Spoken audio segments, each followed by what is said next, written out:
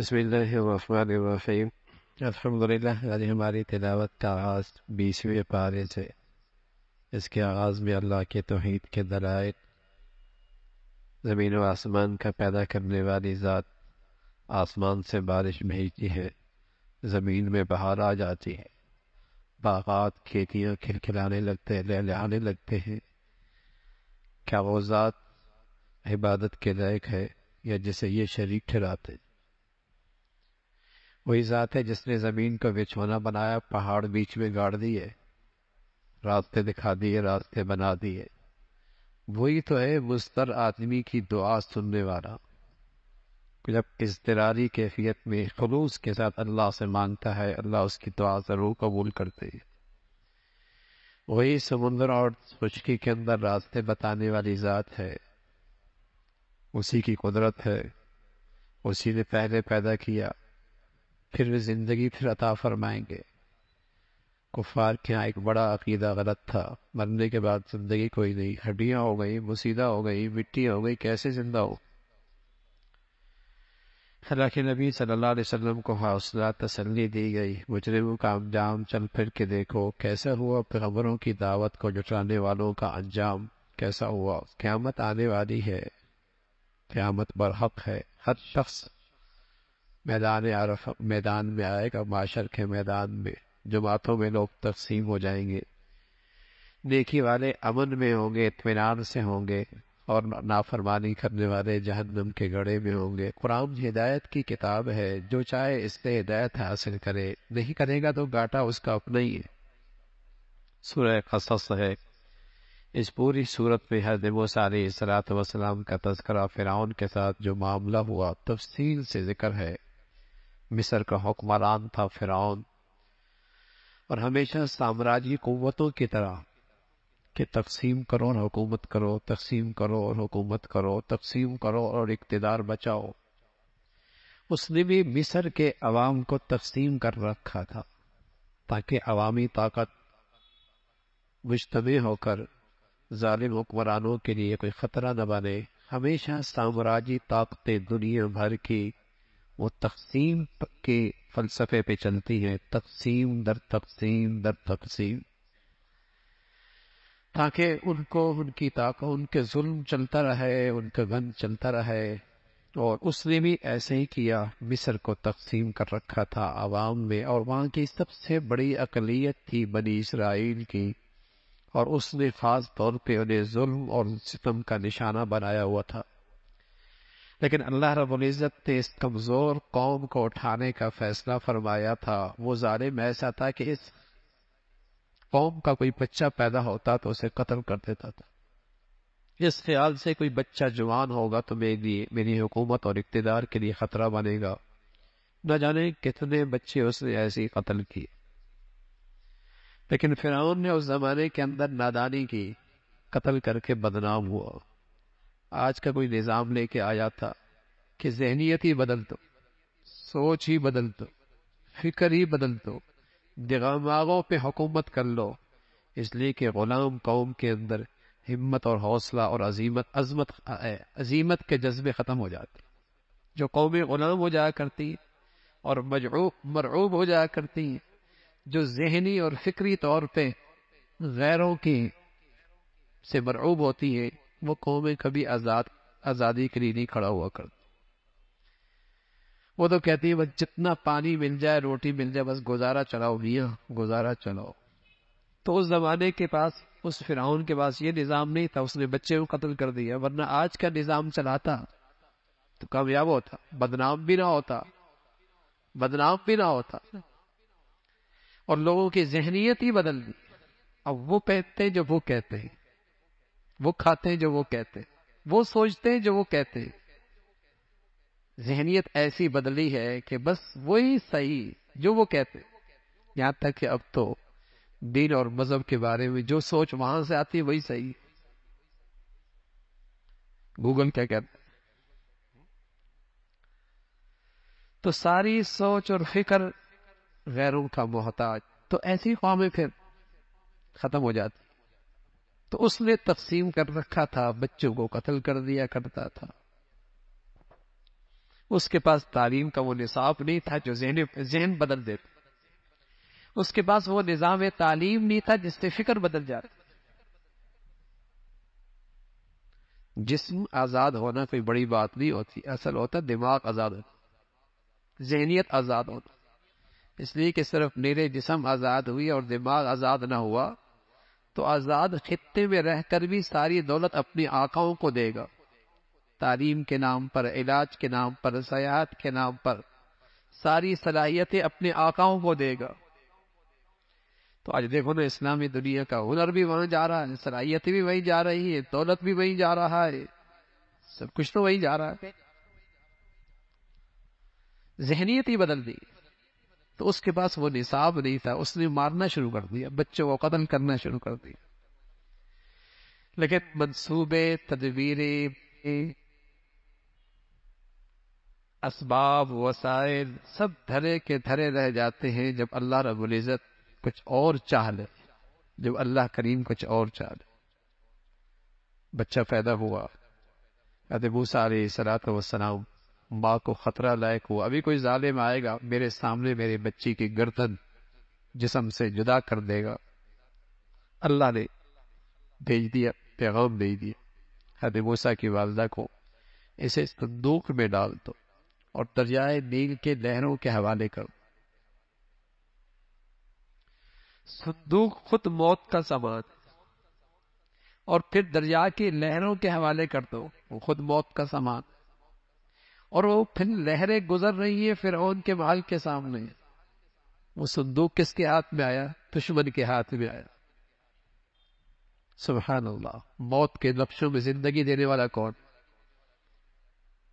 آج بھی اللہ ہے اور پوری قدرت کے ساتھ ہے، آج بھی اللہ اپنی پوری قدرت کے ساتھ ہے۔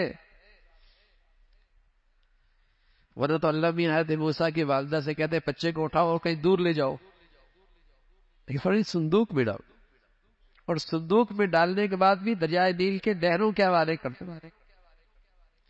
لہریں بھی کہیں دور لے جاتی، گئی تو کہاں؟ دشمن کے ہاتھ، فرعون کے ہاتھ۔ اللہ اللہ اللہ اللہ ہے، اور اللہ قدیر ہے، اللہ عزیز ہے، غالب ذات ہے۔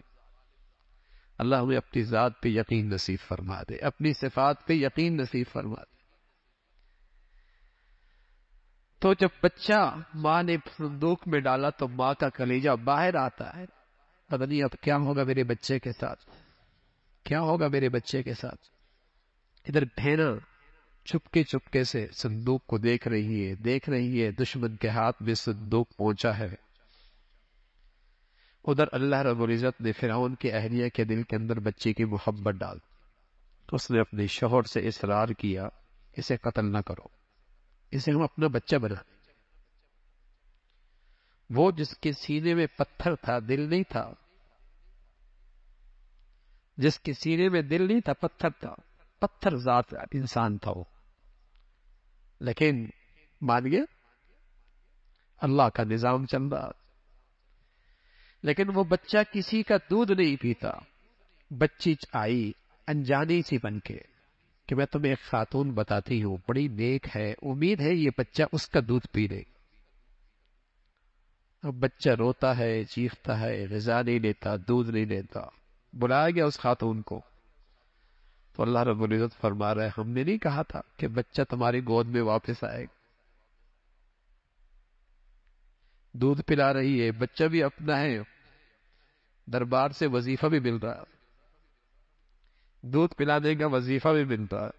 اللہ اللہ ہے، اپنی قدرت کے ساتھ ہے۔ حضرت موسیٰ علیہ السلام جوان ہوتے ہیں، دشمن قوم کا ایک آدمی کا خون ہوتا ہے ان کے ہاتھ سے، فرعون کے دربار میں فیصلہ ہوتا ہے کہ اسے موسیٰ علیہ السلام کو گرفتار کر کے لے کے آؤ۔ انہی میں سے ایک خیر خواہ بن کر موسیٰ علیہ السلام کے پاس قریب کے راستے سے پہنچتا ہے، نکلو مصر سے، تمہارے خلاف گرفتاری اور قتل کے فیصلے ہو رہے فرعون کی پارلیمنٹ میں۔ حضرت موسیٰ علیہ السلام سے وہاں سے نکلے، مدین پہنچے۔ اب مدین جیسی پہنچے تو کیا دیکھتے ہیں کہ مدین میں کچھ دو بچیاں کھڑی ہیں کونے پہ، لوگ اپنے جانوروں کو، چوپایوں کو پانی پلا رہے کنویں پہ، یہ بچیاں دور کھڑی ہیں اور بکریاں ان کے پاس ہیں۔ پارسا بچیاں تھی، مردوں کے ساتھ اختلاط نہیں کر رہی، مردوں کے ساتھ اختلاط نہیں کر رہی تھی۔ پوچھا موسیٰ علیہ السلام نے، تم یہاں کیسے؟ کہ مرد فارغ ہو جائیں، پھر ہماری ضرورت ہے، ہم اپنی بکریوں کو پانی پلائیں گے، اس لیے کہ ہمارے والد بوڑھے ہیں، گھر میں کوئی مرد ہے نہیں، اس لیے ہم باہر نکلی ہیں۔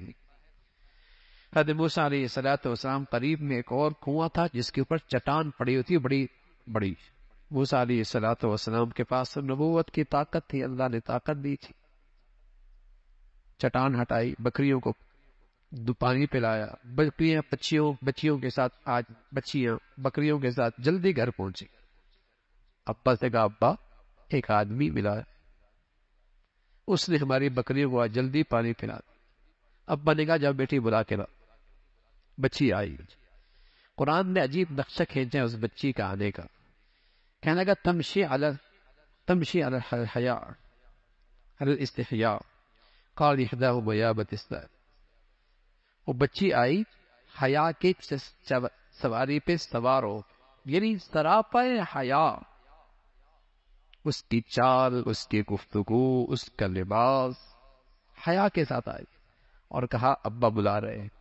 حضرت موسیٰ علیہ السلام وہاں پہنچتے ہیں، بچیاں اپنے ابا سے کہنے لگی، بڑی صاحب بصیرت بچیاں تھی، صرف ایک طرز عمل دیکھ کر ابا سے کہنے لگی، ابا اگر آپ نے اپنے گھر میں کسی کو ملازم رکھنا ہے تو انہیں رکھ لو، ان میں دو خوبیاں موجود ہیں، ایک تو جس کام کے لیے آپ انہیں رکھنا چاہتے ہیں اس کی استعداد اور صلاحیت ان میں موجود ہے، دوسرا یہ آدمی دیانتدار بہت ہے، اس نے نظریں اٹھا کر نہیں دیکھا ہماری طرف، دیانتدار بہت، امین ہے، امین، دیانتدار بہت ہے۔ تو مفسرین نے اصول نکالا، کسی کو ذمہ داری دینی ہو نا تو دو چیزیں دیکھا کرو، چاہے وہ چوکیدار ہو، چاہے ڈرائیور ہو، چاہے گارڈ ہو، چاہے کوئی افسر ہو، چاہے اس سے بڑا کوئی افسر ہو، دو خوبیاں دیکھا کرو، ایک تو جس کام کے لیے رکھ رہے ہیں اس کی صلاحیت اس کے اندر ہونی چاہیے، دوسری یہ دیکھنا چاہیے کہ اس کے اندر دیانت ہونی چاہیے، دیانت نہیں ہوگی اور صلاحیت ہوگی، گھر صاف کر کے چلا جائے گا، اور دیانتدار تو ہے، صلاحیت نہیں ہے، گاڑی کہیں مار دے گا۔ آج یہی تو ہو رہا ہے، یا دیانت نہیں یا صلاحیت نہیں، یا اناڑی بیٹھا ہوا ہے، نااہل بیٹھی ہوئی ہے، یا خائن بیٹھی ہوئی ہے، لٹیرے بیٹھے ہوئی ہیں، ہر دفتر میں دیکھیے، ہر ذمہ داری میں دیکھیے، یہی تو نظر آتا ہے، یا نااہل بیٹھے ہیں یا دیانت بیٹھے ہیں۔ صلاحیت بہت ہے لیکن صلاحیت کہاں لگ رہی ہے؟ مال کیسے لینا ہے اور نشان بھی نہیں چھوڑنا، لوٹنا بھی ہے اور عزت بھی کمانی ہے، ساری صلاحیت یہاں لگ رہی ہے، یا نااہل ہیں، بیڑا غرق کر لیا۔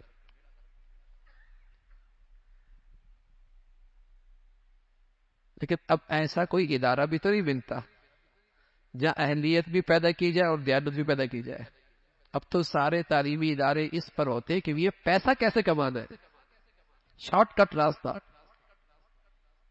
وہاں تو دیانت پیدا ہی نہیں کی جاتی، انسانیت کی کوئی خانہ ہی وہاں نہیں ہے، تو پھر ایسا ہی ہوگا۔ تو قرآن تو ہماری زندگی کی رہنمائی کرتا ہے بھائی، دیانتدار بھی تھا، ابا نے رکھ لیا، طے ہو گیا، اللہ کی شان، پھر اپنی بیٹی سے نکاح بھی کر دیا۔ موسیٰ علیہ السلام مدین سے پھر مصر جا رہے ہیں اپنی اہلیہ کو ساتھ لے کر، اب راستے میں نبوت ملتی، اور وہ منظر نبوت کا سارا منظر ہے قرآن کی آیت کے اندر، کس طریقے سے اللہ رب العزت نے معجزے دیے، اور پھر آپ نے فرمایا کہ فرعون کے پاس جاؤ، بڑا سرکش ہے وہ اور اس کا لشکر، اسے مرنے کے بعد کی زندگی پہ یقین نہیں، اس لیے بڑی سرکشی کر رہا ہے اور بڑا ظلم مچا رکھا ہے۔ اللہ نے پھر موسیٰ علیہ السلام کی قوم کو تورات کی شکل میں کتاب دی، طور پر بلایا اور وہاں آسمانی کتاب دی اور قوم کا تذکرہ فرمایا۔ پھر اللہ نے اپنے نبی سے فرمایا کہ ہدایت تو اللہ کے ہاتھ، ہدایت کو اللہ کے ہاتھ میں ہے۔ ہاں آپ کا کام دعوت دینا ہے، ہدایت کی طرف رہنمائی کرنا ہے۔ جو اندر طلب پیدا کرے گا اور ہدایت پہ چلنا چاہے گا، اللہ اسے توفیق نصیب فرما دیں گے۔ فرمایا دنیا کے اندر ہم کچھ لوگوں کو بدلہ نیکی دنیا دے دیتے ہیں، لیکن اصل انعام آخرت میں ہے۔ جو نیکی کی زندگی اختیار کریں گے وہ کامیاب ہو جائیں گے، اور جو نیکی کی زندگی سے محروم ہوں گے وہ خسارے میں ہوں گے۔ اللہ کی قدرت کا تذکرہ فرمایا۔ اللہ کی قدرت نہیں دیکھتے، رات ہے، بتائیے نا، اگر اللہ ہمیشہ رات ہی چھوڑ دے کون دن لانے والا ہے؟ اور اللہ دن ہی کو بڑھا دے کون رات لانے والا ہے؟ رات اور دن کا نظام تو اللہ لے کے آتا اور صدیوں سے لا رہا ہے، نظام ہرکی کوئی نہیں آتا، وہی اللہ کی ذات ہے۔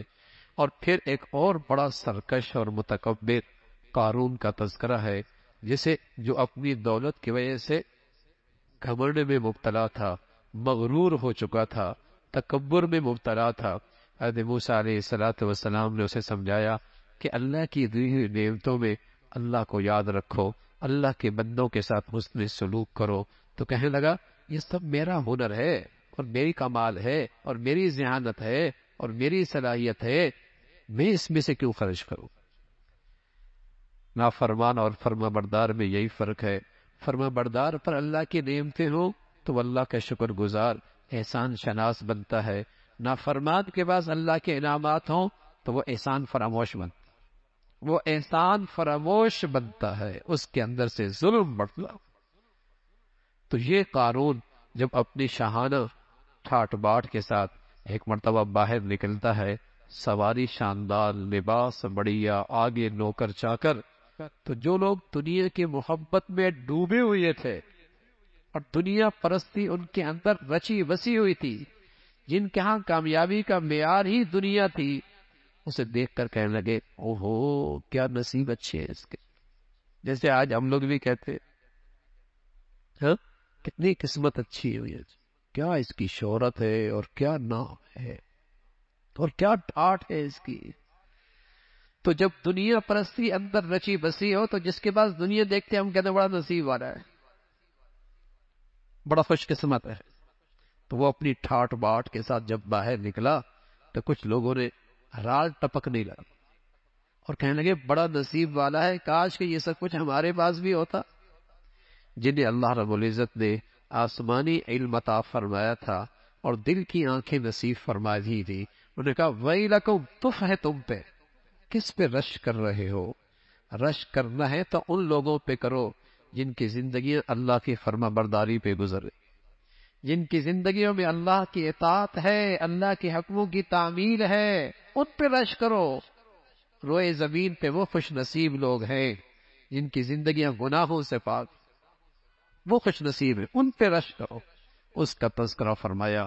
پھر فرعون قارون اپنے خزانے کے ساتھ زمین پہ دھنستا چلا گیا، اس کا پورا محل اور اس میں جتنا خزانہ تھا، خزانہ بھی ایسا معمولی نہیں تھا، بہت بڑا سرمایہ دار، اس کے خزانوں کی صرف چابیوں کے لیے ایک بڑی جماعت درکار، صرف چابیوں کے لیے لَتَنُوءُ بِالْعُصْبَةِ وَالْقُوَّةِ۔ وہ پورا محل اپنے خزانے کے ساتھ ماں قارون زمین پہ دھنستا چلا گیا اور پورا کا پورا زمین پہ دھنس گیا۔ وہ جو کل دیکھ کے رش کر رہے تھے انہوں نے اللہ کا شکر ادا کیا، اے اللہ تیرا شکر ہے تو نے ہمارا معاملہ اس کے ساتھ نہیں کیا، تو نے ہمارا معاملہ ان کے ساتھ نہیں کیا۔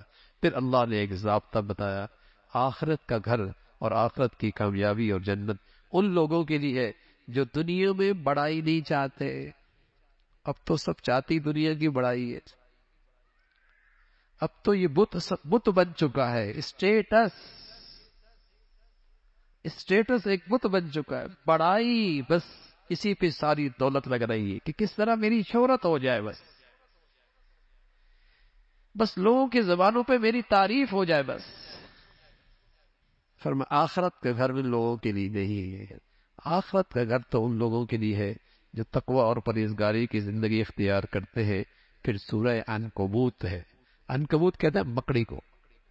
شروع میں اللہ رب العزت نے فرمایا دنیا میں اللہ کے مخلص بندوں کی بھی آزمائش ہوا کرتی ہے، اور اس آزمائش میں اللہ رب العزت کھرے کھوٹے کی پہچان دنیا کو کراتے ہیں۔ ویسے تو اللہ کے علم میں ہے، لیکن ان آزمائشوں کی وجہ سے منافق اور مومن الگ الگ ہو جاتے ہیں۔ مومن اس آزمائشوں میں بھی اللہ سے وفاداری نبھاتا ہے، مومن اس آزمائش اور امتحان میں بھی اللہ سے وفاداری نبھاتا ہے، اور منافق دینی زندگی سے دستبردار ہو جاتا ہے، اللہ کے حکموں سے دستبردار ہو جاتا ہے۔ فرمایا یہ آزمائش آئے گی اللہ کے ولیوں پر، نیکوں پر، پرہیزگاروں پر بھی آتی، لیکن نیک آدمی آزمائش میں، تکلیف میں، اس امتحان کے گھڑی میں بھی اللہ سے وفاداری نبھاتا ہے۔ پھر حضرات انبیاء کا تذکرہ فرمایا جو بڑی بڑی آزمائشوں سے گزرے ہیں۔ حضرت نوح 950 سال تک اپنی قوم کی زیادتیاں اور اپنی قوم کی ناانصافیاں برداشت کرتے رہے، اور اپنی قوم کی طرف سے آنے والی سختیوں کو خندہ پیشانی سے قبول کیا اور برداشت کیا، لیکن اللہ کی وفاداری میں فرق نہیں آیا۔ پھر حضرت ابراہیم کا تذکرہ، حضرت لوط کا تذکرہ، اور پھر ان قوموں کی ہلاکت کا تذکرہ، پھر قوم مدین، حضرت شعیب کا تذکرہ ہے، قوم کو تلقین کی اللہ کی طرف رجوع کرو، آخرت کو یاد کرو، اللہ کی طرف رجوع کرو، لیکن قوم نہ مانی۔ پھر اللہ نے فرمایا عاد ہے، ثمود ہے، قوم لوط ہے، فرعون ہے، قارون ہے، حامان ہے، ہم نے انہیں پھر پکڑا، اور پکڑا کیوں؟ فَكُلًّا أَخَذْنَا بِذَنبِهِ، سب کو پکڑا ہم نے ان کے گناہوں کی وجہ سے۔ میرے عزیزو، گناہوں کے پیچھے اللہ کا غضب چھپا ہوتا ہے، گناہوں کے پیچھے اللہ کا عذاب چھپا ہوتا ہے، گناہوں کے پیچھے اللہ کی ناراضگی چھپی ہے۔ اگرچہ آپ نیکیاں زیادہ نہیں کر سکتے، کوئی بات نہیں، لیکن اللہ کے لیے اپنی زندگی میں گناہ نہ رہنے دو، اس لیے کہ گناہ کے پیچھے اللہ کا غضب چھپا ہوتا ہے۔ کب تھپڑ لگ جائے دنیا تماشا دیکھے، کب پکڑ ہو جائے تماشا بن جائے۔ گناہ نہ کرو، اور پھر فرمایا ہم نے ان کو گناہوں کی وجہ سے پکڑا، اور کیسے پڑا؟ بعضوں پر چیخ آئی، کلیجے پھٹ گئے، بعضوں پر آسمان سے پتھر برسے، بعض زمین میں دھنس گئے، اور بعض غرق ہو گئے۔ جن کی وہ پرستش کر رہے تھے ان کی مثال تو مکڑی کے جالے کی سی ہے، ان کے معبود اتنے کمزور ہیں۔ یہ اللہ رب العزت مثالیں دیتے ہیں تاکہ لوگ اللہ کی طرف رجوع کریں، اور سمجھ بوجھ حاصل کر کے اللہ کی قدرت کو پہچان کر، اللہ کی قدرت کو دیکھ کر اللہ کو پہچان سکے۔ اللہ رب العزت زمین و آسمان کا یہ سارا نظام بنانے والا ہے۔